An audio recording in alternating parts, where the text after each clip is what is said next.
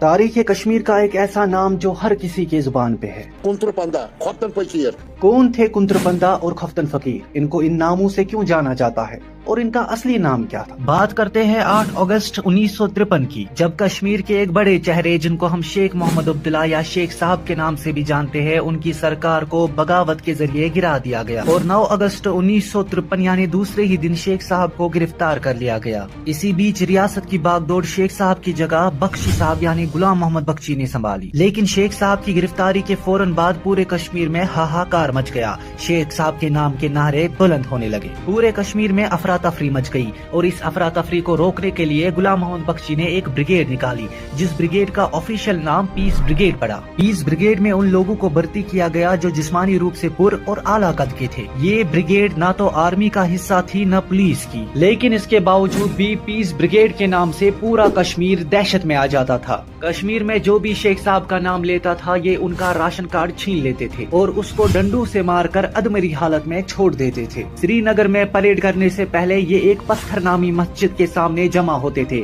और उसके बाद श्रीनगर के चप्पे चप्पे में फैल जाते थे। लेकिन इनका नाम कुंत्रपंदा और खफ्तन फकीर क्यों पड़ा?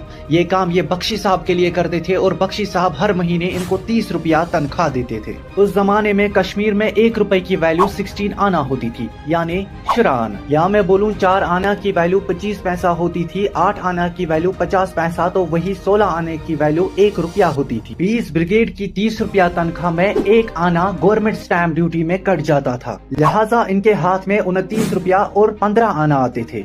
और कश्मीरी जुबान में 29 को कुंत्र और 15 को पंदा कहते हैं, जिसकी वजह से इनका नाम कुंत्रपंदा पड़ा। तो पीस ब्रिगेड के लोगों का नाम कुंत्रपंदा उनके तनख्वाह की वजह से पड़ा। और इनको खफ्तन फकीर यानी लेट नाइट बेगर्स इसीलिए कहते थे क्योंकि ये दिन की आखिर की नमाज यानी इशा नमाज के बाद लोगों के घर जाया करते थे। वहाँ बख्शी साहब का प्रचार करने के साथ साथ ये लोगों से पैसे भी लेते थे। और क्योंकि इशा नमाज को कश्मीरी जुबान में हम खफ्तन नमाज कहते हैं और फकीर भिखारी को कहते हैं या वो इंसान जिसका अपना ठिकाना ना हो। अब ये इशा यानी खफ्तन नमाज के बाद लोगों के घर घर जाते थे, जिसकी वजह से इनका नाम खफ्तन फकीर भी पड़ा। तारीख और कानून से ऐसे ही रूबरू होने के लिए हमसे जुड़े रहिए।